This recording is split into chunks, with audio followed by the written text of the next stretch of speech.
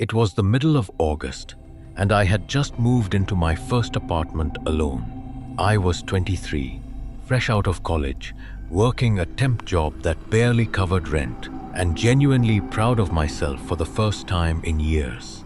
The place wasn't much.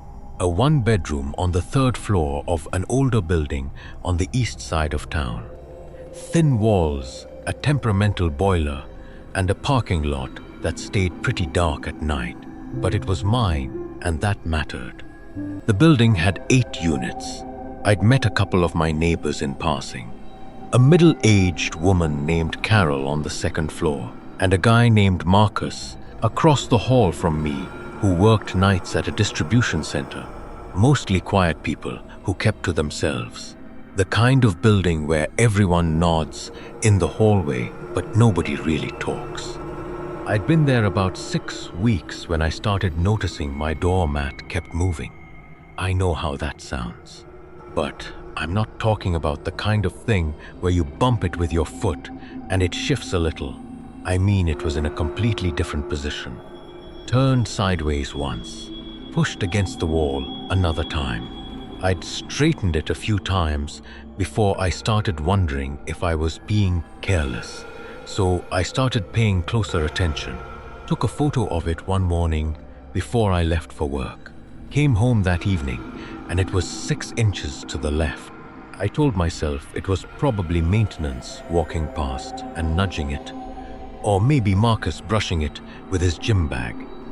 I told myself that for another week. Then one night, I was in bed around midnight, and I heard something I couldn't explain away. It was a quiet sound right outside my door, not knocking, not footsteps. More like someone slowly turning the door handle, just barely, testing it. I lay completely still and listened. The sound stopped, then came again, then stopped. I got up. I didn't have anything to grab, so I picked up a metal flashlight from my nightstand and walked to the door as quietly as I could. I pressed my ear against it and heard breathing, slow and deliberate, like whoever was out there was trying to be calm. I didn't open the door. I grabbed my phone and called the non-emergency line, whispering my address. The dispatcher stayed on the line with me. By the time the officers arrived, maybe 7 minutes later, the hallway was empty, but the mat was turned sideways again. The officers did a sweep of the building. They didn't find anyone who shouldn't have been there. But before they left, one of them paused at my door and pointed at the deadbolt. Asked if I knew my lock had fresh scratch marks around the keyhole, the kind that show up when someone is trying to pick it. I was on my landlord's phone at 7 the next morning. New deadbolt was in by that afternoon. I also installed a contact alarm on the door, the cheap kind, $90 at the hardware store, that screams if the door opens more than 2 inches. I slept with my phone in my hand for the next 3 weeks. I never found out who it was, but the scratches were there. I saw them myself, and whatever that person wanted, they'd been out there more than once. I still don't leave the house without checking that deadbolt twice. This happened about 4 years ago during a solo camping trip in the national forest near where I grew up. I was 27, between jobs, going through that phase a lot of people hit, where you feel like you need to get somewhere quiet to think. I'd grown up camping, knew the area well. Went out for 3 nights with everything I needed and told exactly one person, my sister, where I'd be. I set up camp Friday evening at a spot I'd used probably a dozen times before. Off the main trail, tucked back in a clearing between 2 big pines, close to a creek. I had my tent, a small camp stove, enough food for 4 days, and no cell service past the first mile in, which honestly was the whole point. The first night was perfect. I ate well, read until it got dark, and slept better than I had in months. Saturday morning was the same, hiked about 6 miles, came back, cooked lunch, watched the creek for a while. It was Saturday night that changed things. I'd been in my tent maybe an hour when I heard footsteps. Not animal footsteps. The irregular, soft thudding of deer or raccoons I was used to. I sat up and listened. The steps paused, then moved again. Stopped just at the edge of the tree line, close enough that I could hear pine needles shifting underfoot. I told myself it was probably a hiker who'd gone off trail and was orienting themselves. People get turned around out there. I unzipped my tent and pointed my headlamp at the tree line. There was a man standing about 40 feet from me. He wasn't a hiker. He had no pack, no visible gear, no headlamp. He didn't move when the light hit him. He didn't wave, didn't speak, didn't flinch. He just stood there and watched me. I called out to him, asked if he was all right, if he was lost. Nothing. My chest felt like it had dropped 6 inches. I pulled back into my tent, zipped it, and grabbed the only thing close to a weapon I had, a hatchet I used for firewood. I put my headlamp on low and sat completely still. After what felt like 10 minutes, I heard the footsteps again, moving, getting quieter. I didn't sleep. I sat with that hatchet in my lap until the sky got light. I broke camp at sunrise and hiked out faster than I've ever hiked anything. I made it to the trailhead parking lot by 8 in the morning and sat in my car.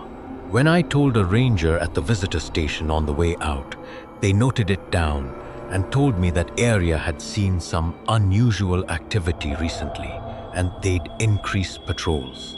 They didn't say what that meant. I didn't push for details. I've camped since then, but never alone, and never without telling 2 or 3 people exactly where I'll be. It was a Wednesday in late October, and I was working a closing shift at the home goods store where I'd been employed for about 8 months. I was the only one left in the building after 9. My manager locked up and left at 8:30, which was totally normal. My job was to finish the register reconciliation, set the alarm, and leave through the back. The whole thing usually took me about 40 minutes. I was the kind of closer who liked the quiet. I'd put on a podcast, get the counts done, do a final walkthrough, and head home. It was a routine I'd done maybe 50 times without incident. That night, about 15 minutes in, I noticed the back stockroom door was open. I was certain I'd seen it closed when I'd done my first check at 9. But doors can drift in old buildings. The hinges on that one were loose, and it never sat flush with the frame. I went back and shut it, went back to my register work. 10 minutes later, it was open again. I stood in the doorway of the stockroom and hit the lights. The room was a big rectangle, floor-to-ceiling shelving on both sides, a loading bay at the far end with a heavy metal door. Everything looked normal. I checked the loading bay door. It was locked and chained from the inside. No one could have come in that way. I told myself the hinge really was just that bad. I pulled the stockroom door firmly shut and pushed a heavy rubber doorstop against the base of it. Went back to counting. I heard a box fall. It was one clear thud from somewhere in the back of the stockroom, like something toppling off a shelf. I stopped, waited, Hello? called out, "Hello?" into the empty store, which in hindsight was probably the least helpful thing I could have done. Then I heard breathing. From behind the door, I'd just blocked. I didn't hesitate.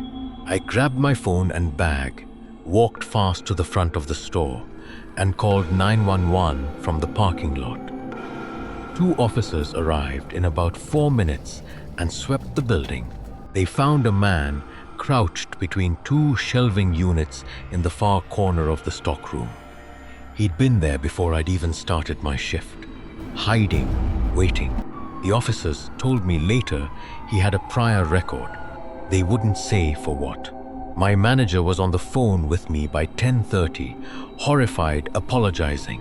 They started requiring closers to work in pairs after that. But the thing that stayed with me wasn't the fear in the moment. It was knowing he'd been in there all evening while I'd been walking around completely unaware, doing my routine, thinking I was alone. I quit 2 weeks later, not because of the job really, just because every time I walked through that stockroom, I pictured that corner. Some things don't fully go away. It was a Tuesday evening in January, and I was driving home from my sister's house across town. It was around 10 at night, cold and clear, roads were mostly empty. I'd taken the back route like I always did, a 2-lane county road that cut about 12 minutes off the trip, flanked on both sides by fields and the occasional farm. I'd driven that road 100 times. I was about 8 miles from home when my left rear tire blew. Heart pounding, but okay. I sat there a second, hands on the wheel, then put on my hazard lights and got out to look. The spare was in the trunk and I knew how to change a tire. But I hadn't done it in years, and it was dark and cold, and the nearest anything was at least a mile away. I called my husband. He was at home with our daughter, and it would take him at least 30 minutes to get to me. I told him where I was, the county road just past the grain elevator, and he said he was leaving now. I got back in the car and locked the doors. About 10 minutes in, a truck slowed down and pulled off the road behind me. An older man got out, 60s maybe, heavyset, wearing a canvas work coat. He came up to my window and I cracked it about 2 inches. He said he saw my hazards, asked if I needed help. I thanked him and said my husband was on the way, I was fine. He nodded, went back to his truck, but he didn't leave. He was on his phone. I could see the screen light up his face. 5 minutes passed, then 10. He was still there. At the 20-minute mark, another set of headlights appeared from the opposite direction. They slowed, pulled over in front of me. 2 people got out, a woman and a teenage boy, maybe 16. The woman came to my window. I looked in my mirror. The truck behind me pulled out and drove away, just like that. She said something I've thought about a lot since then, that she'd seen that truck follow a car off this same road 2 springs ago. I don't know what that man wanted. Maybe nothing. Maybe something terrible. I'll never know which, but I know which one I want to believe. And I know I can't.